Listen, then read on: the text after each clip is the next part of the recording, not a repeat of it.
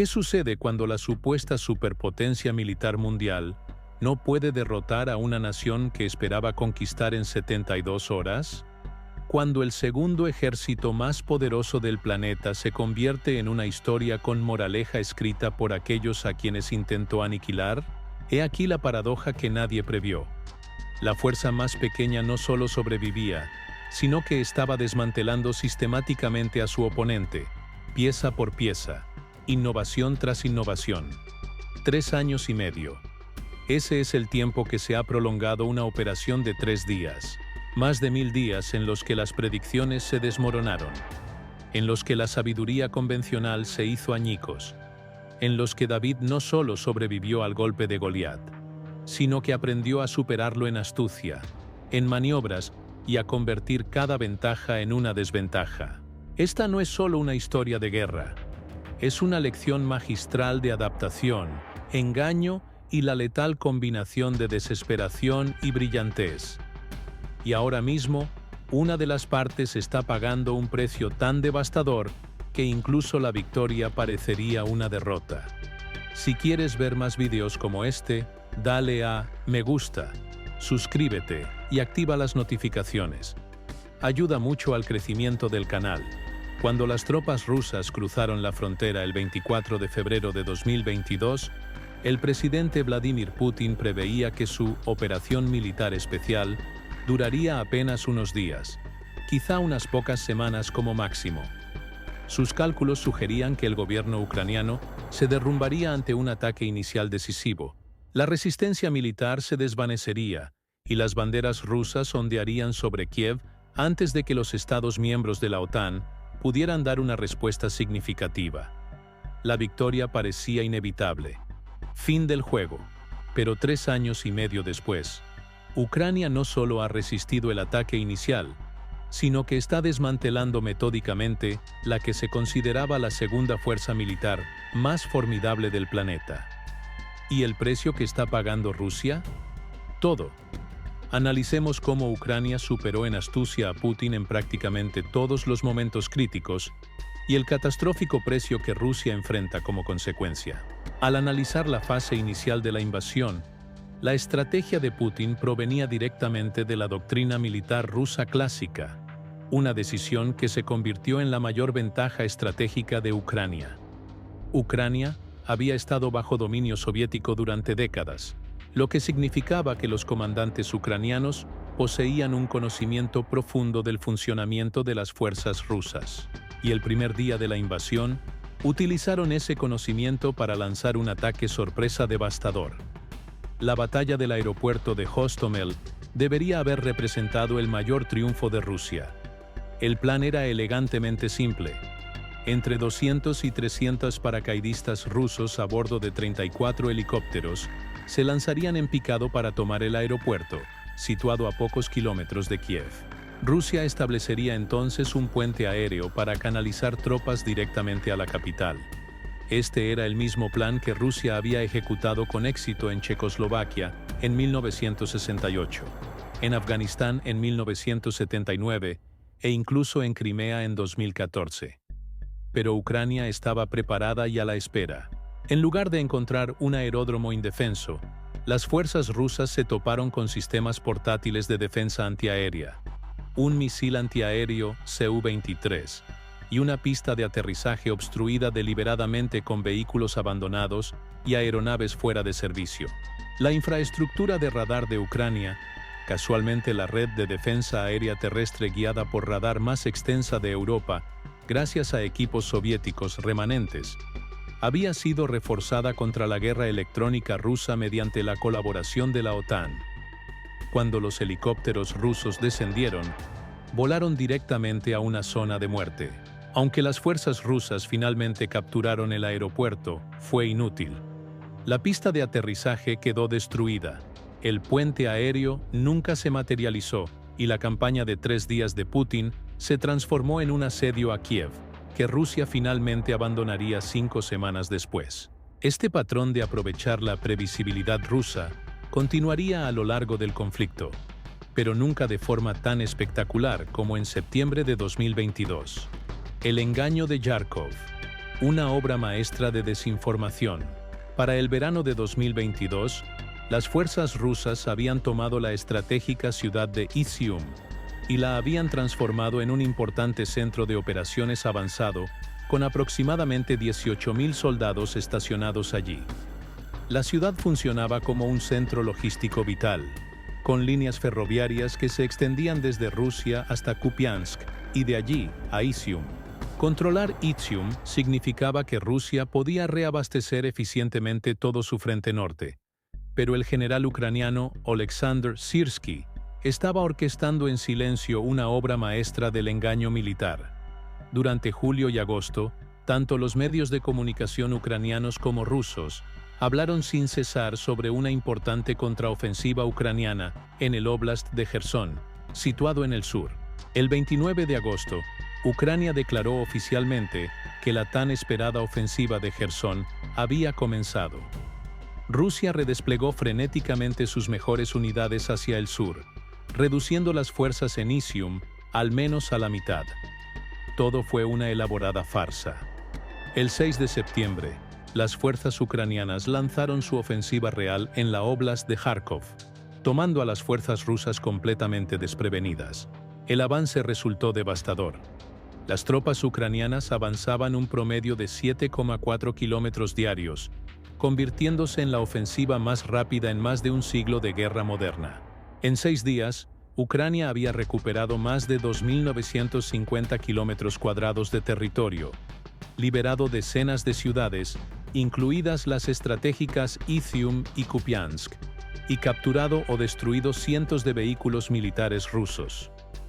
Las fuerzas rusas huyeron presas del pánico, abandonando depósitos de munición, tanques, piezas de artillería e incluso equipo desplegado recientemente. Algunas unidades rusas fueron completamente aniquiladas, lo que marcó la primera vez desde la Segunda Guerra Mundial que formaciones rusas enteras desaparecían en un solo enfrentamiento. Mientras tanto, mientras los soldados rusos se retiraban de las fuerzas ucranianas en el noreste de Ucrania, los ciudadanos de Moscú celebraban el 875 aniversario de la ciudad, completamente ajenos a la catástrofe que se desarrollaba en el campo de batalla.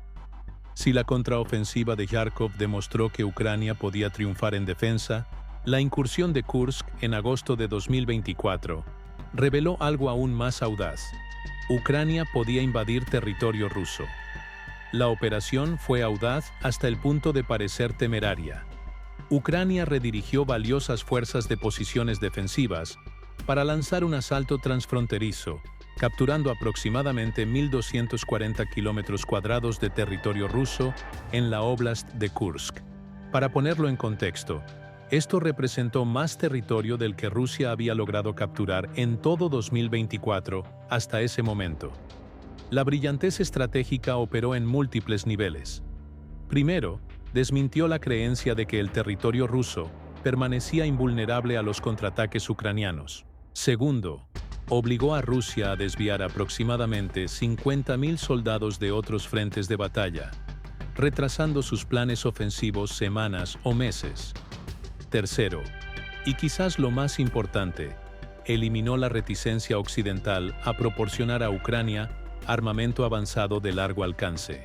Este último punto resultó vital porque, durante los meses anteriores, la OTAN se había mostrado reacia a autorizar a Ucrania a penetrar profundamente en territorio ruso con armamento occidental, alegando las amenazas nucleares rusas como principal justificación. Pero cuando Ucrania invadió territorio ruso con sus propias fuerzas y Putin no desató armas nucleares, todo cambió.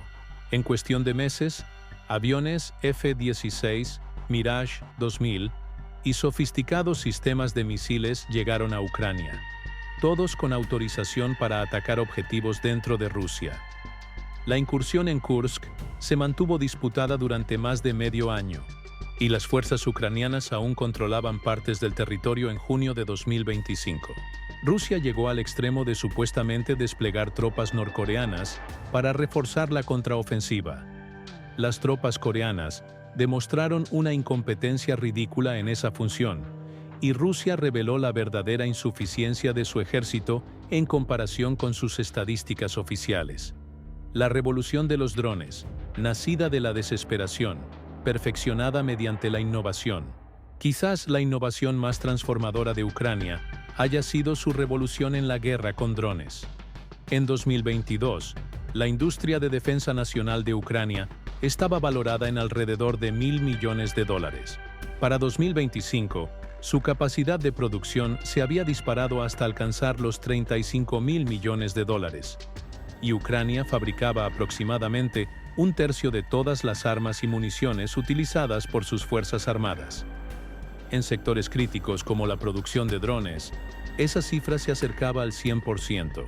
Si bien todos preferirían pensar que fue una genialidad, esta transformación surgió de la pura desesperación y la necesidad. Pero los resultados hablan por sí solos. A principios de 2025, los drones fueron responsables de aproximadamente el 70% de todas las bajas rusas en el campo de batalla, y en algunos casos llegaron hasta el 80%.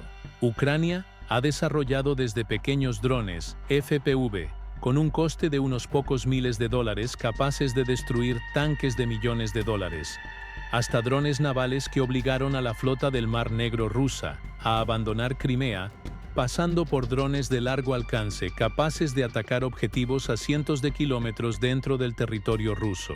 La joya de la corona de esta campaña fue la Operación Telaraña en junio de 2025, donde Ucrania atacó simultáneamente 5 bases aéreas rusas, dañando o destruyendo aproximadamente un tercio de la flota de bombarderos estratégicos de Rusia.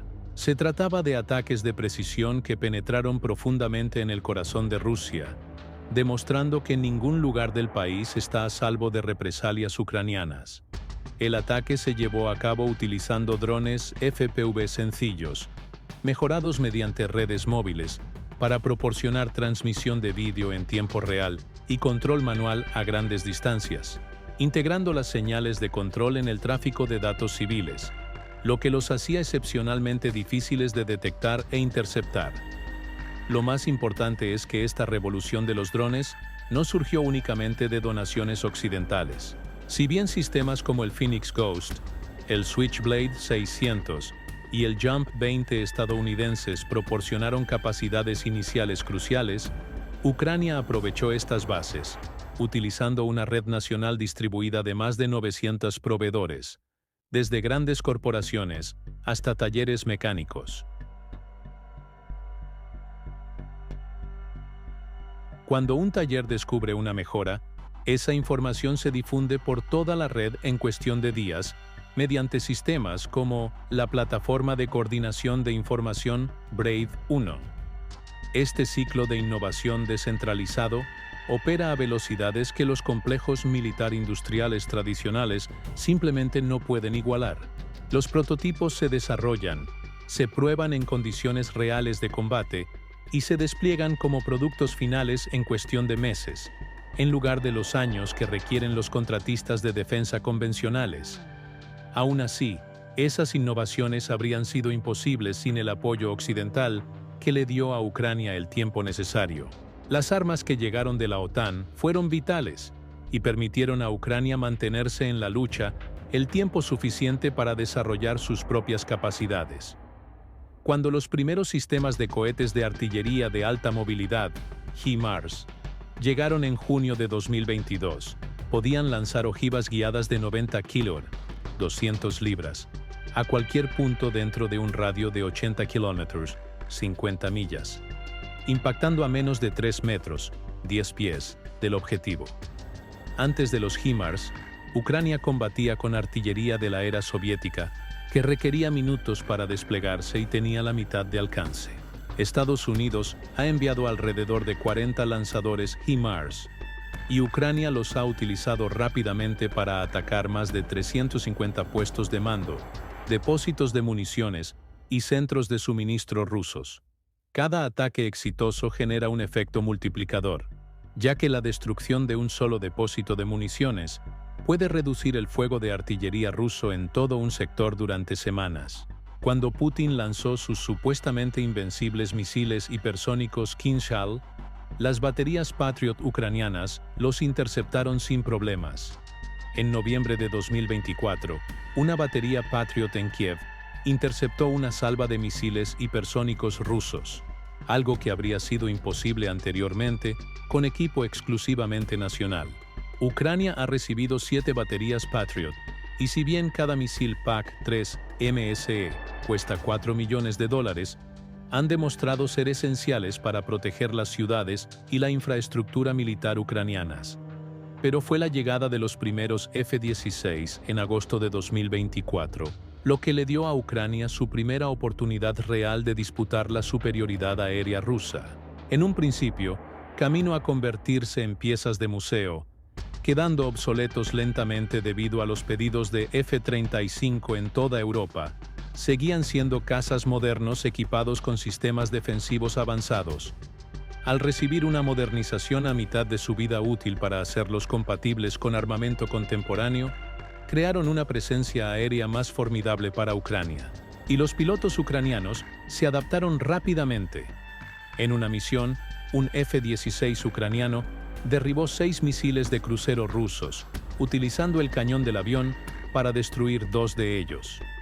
A principios de 2025, los cazas Mirage 2005 franceses se unieron a la flota, proporcionando redundancia y capacidades adicionales. Otras armas críticas incluían vehículos de apoyo a la infantería Bradley, e incluso misiles de largo alcance como el Javelin y el Storm Shadow.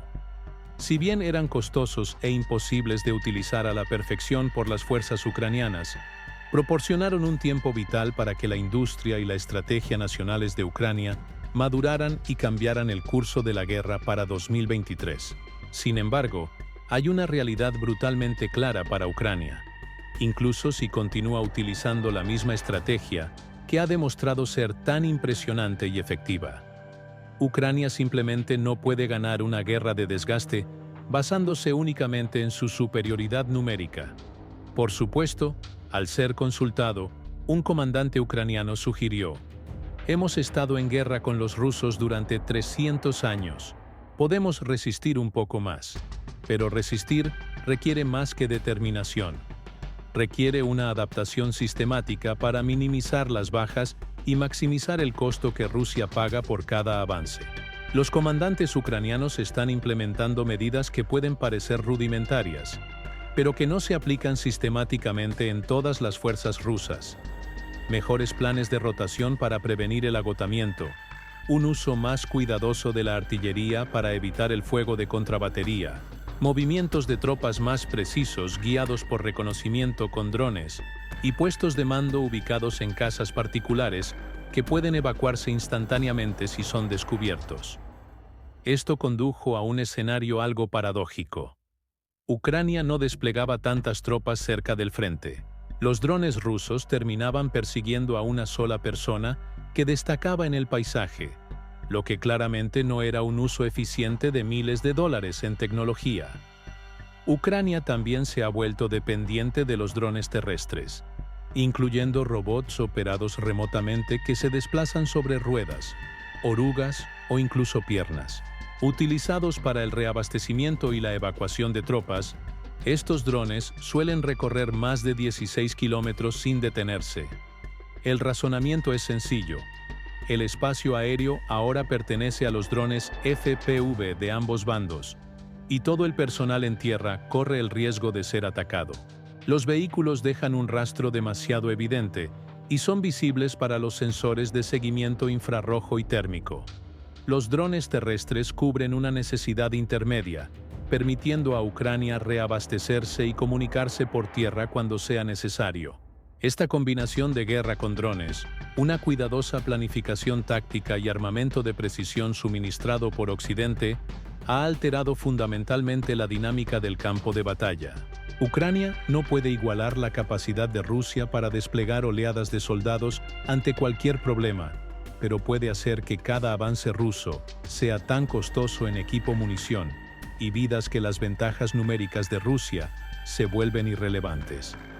Los datos hablan por sí solos. Rusia se está desangrando, y los datos demuestran que la estrategia está funcionando.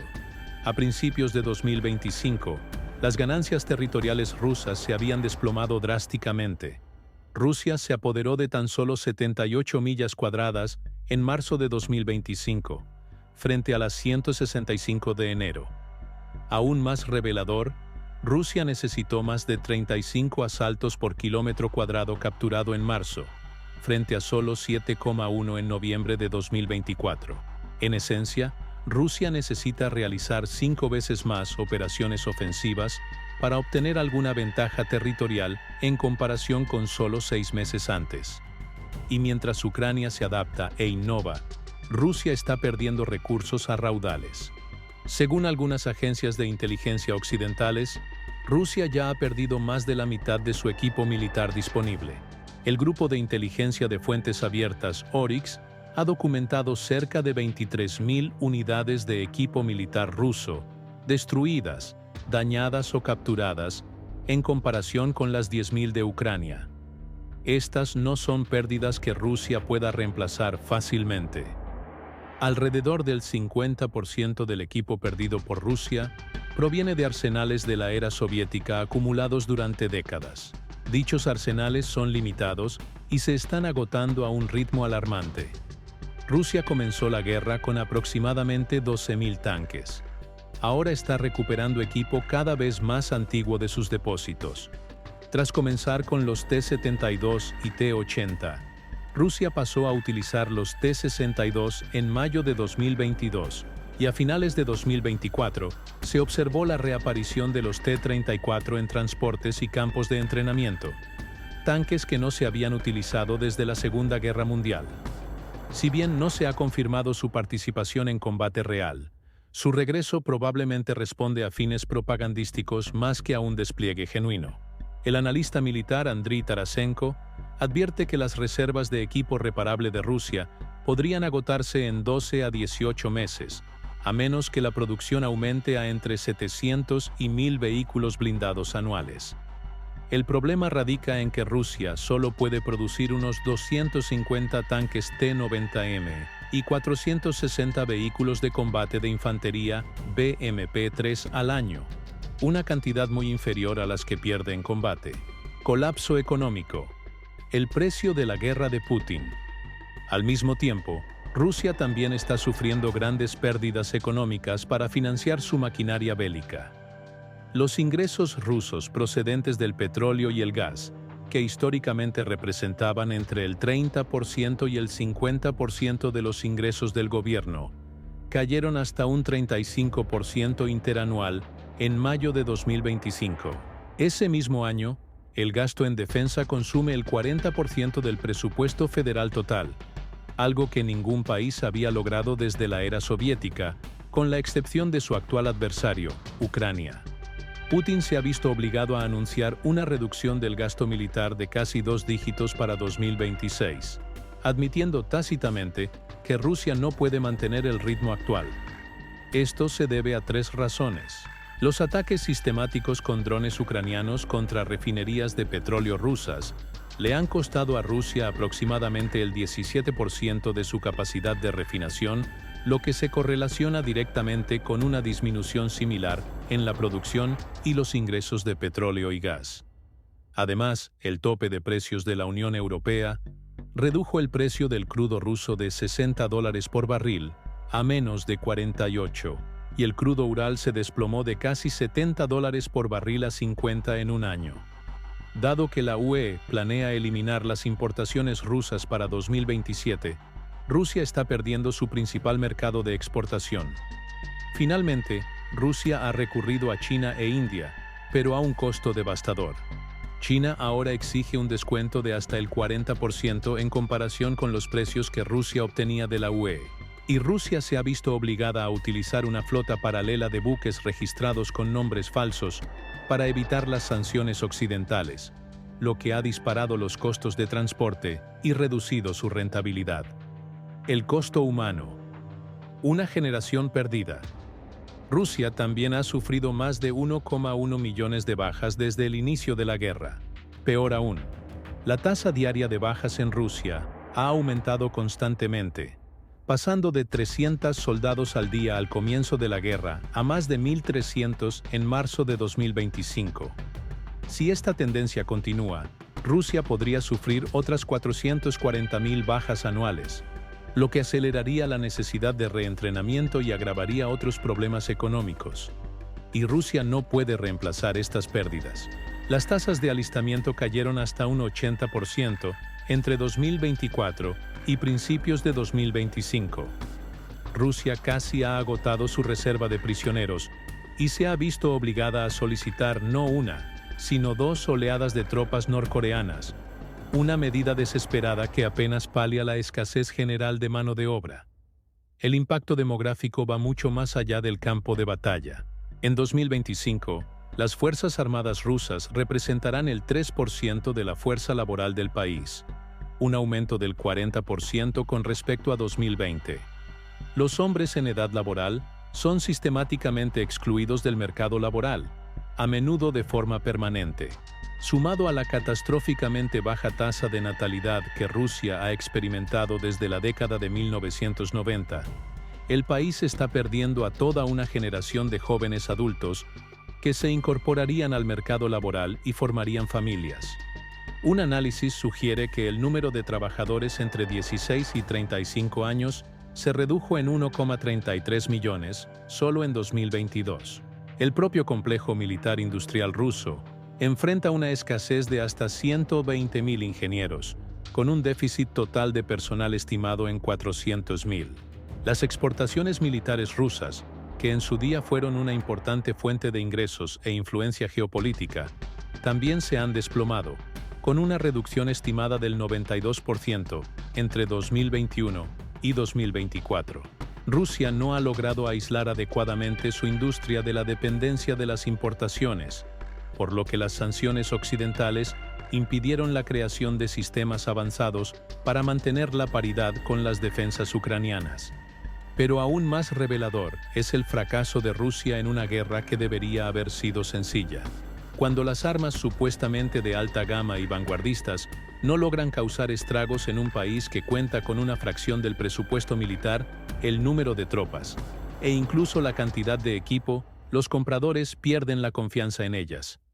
Por consiguiente, las relaciones de Rusia con sus pocos aliados restantes se están volviendo cada vez más unilaterales. China obtiene enormes descuentos en las exportaciones energéticas rusas y utiliza a Rusia como ejemplo de las consecuencias de desafiar la hegemonía económica occidental. Corea del Norte envía munición defectuosa y reclutas para las tácticas de guerra rusas. Irán proporciona drones a un precio elevado para financiar su propio esfuerzo bélico. Pero observa cómo se desmorona la reputación militar de Rusia. Mientras tanto, la OTAN se ha fortalecido drásticamente en respuesta a la agresión rusa. Suecia y Finlandia se unieron a la OTAN, restringiendo aún más el acceso de Rusia a los puertos del Mar Báltico. Alemania acordó que su gasto militar representará el 5% de su PIB para 2035, en línea con las exigencias de principios de 2025.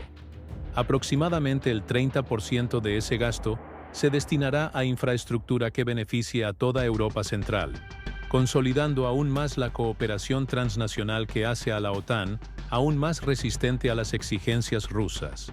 Forbes calculó que, al ritmo de avance de Rusia en abril de 2025, capturando solo 176 kilómetros cuadrados de territorio ucraniano por mes, se necesitarían aproximadamente 230 años para ocupar toda Ucrania. Con la tasa actual de bajas de hasta 1.200 soldados por día, se requerirían aproximadamente 100 millones de bajas rusas. Eso representa el 70% de la población actual de Rusia. Obviamente, la guerra no durará 230 años. Algo tiene que ceder, y todo indica que será la capacidad militar de Rusia, no la voluntad de lucha de Ucrania.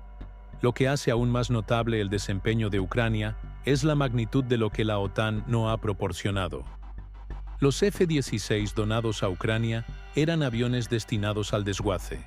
Ucrania no cuenta con los avanzados F-22 ni F-35, que aportarían sus avanzadas capacidades furtivas y compatibilidad armamentística para una mayor contundencia. La Fuerza Aérea de EEUU cuenta con alrededor de 1.600 aviones de combate, por lo que los aproximadamente 90 de Ucrania representan una fracción ínfima. Las baterías de misiles y los misiles de largo alcance son, técnicamente, excedentes de producción que la OTAN puede reabastecer en cuestión de años, no equipo activo en primera línea. Sin embargo, estas armas excedentes, combinadas con la innovación y la brillantez táctica ucranianas, han sido suficientes para llevar a Rusia, supuestamente la segunda potencia militar del mundo, al borde de la derrota. Las lecciones son claras para cualquiera que estudie la guerra moderna. La innovación descentralizada vence al control centralizado. La red ucraniana de 500 proveedores puede desarrollar, probar y desplegar nuevas armas en cuestión de meses. La rígida estructura de mando rusa no puede adaptarse con la suficiente rapidez. La guerra de información es tan importante como la guerra cinética. Las operaciones de engaño de Ucrania antes de Kharkov fueron más efectivas que cualquier sistema de armas para determinar el resultado de la batalla. La tecnología potencia la competencia, pero no la crea. Las armas occidentales fueron de gran ayuda, pero la victoria de Ucrania se debe a una planificación, un entrenamiento y una ejecución superiores. La rapidez en la toma de decisiones es crucial. En la guerra moderna, quien pueda observar, orientarse, decidir y actuar con mayor rapidez, ganará, independientemente de su superioridad numérica. La logística supera a la potencia de fuego. Ucrania no resistió porque tuviera más tanques o artillería. Resistió porque destruyó sistemáticamente la capacidad de Rusia para abastecer y comandar sus fuerzas. Cuando Ucrania comenzó la guerra, luchaba por sobrevivir para evitar repetir la anexión de Crimea en 2014. Pero en algún momento, esta guerra dejó de ser solo una cuestión de supervivencia. Ucrania ha pasado de ser un país que luchaba por sobrevivir a una potencia militar que desmantela sistemáticamente a un enemigo supuestamente superior. Y cada mes que la guerra continúa, la posición de Rusia se debilita irreversiblemente. Rusia solo ha logrado controlar aproximadamente el 18% del territorio ucraniano, gran parte del cual está reducido a escombros. Mantener ese territorio le cuesta a Rusia más de 1.000 bajas diarias. Agota recursos irreemplazables y no la acerca en absoluto a sus objetivos estratégicos. Mientras tanto, Ucrania se fortalece. Su industria de defensa nacional se expande. Sus tácticas evolucionan. Sus soldados adquieren una experiencia que los convierte en una de las fuerzas mejor entrenadas del mundo. El suministro de armamento occidental continúa, con menos restricciones que nunca. Y quizás lo más importante es que Ucrania ha demostrado al mundo que el ejército ruso es un tigre de papel. Putin inició esta guerra creyendo que podría recrear el imperio ruso en 3 días. En cambio, ha presidido la mayor humillación militar que Rusia ha sufrido desde la Segunda Guerra Mundial. La operación militar especial se ha convertido en una amenaza existencial para la propia Rusia, no por la conquista de Ucrania, sino por el colapso sistémico de su poderío militar, su estabilidad económica y su influencia geopolítica. Ucrania no solo superó a Putin en estrategia, sino que le está haciendo pagar por ese error con todo lo que Rusia tiene. Y el costo sigue aumentando día tras día. La guerra que se suponía que duraría 3 días ha revelado una profunda verdad. En el siglo XXI, quien se adapte más rápido, innove sin descanso y luche con determinación, derrotará a quien se base en doctrinas obsoletas, superioridad numérica y el miedo. Ucrania ha escrito un nuevo capítulo en la historia militar, no con el ejército más grande, ni con la tecnología más avanzada, sino con coraje, creatividad y una voluntad de sobrevivir inquebrantable. Y esa lección resonará por generaciones.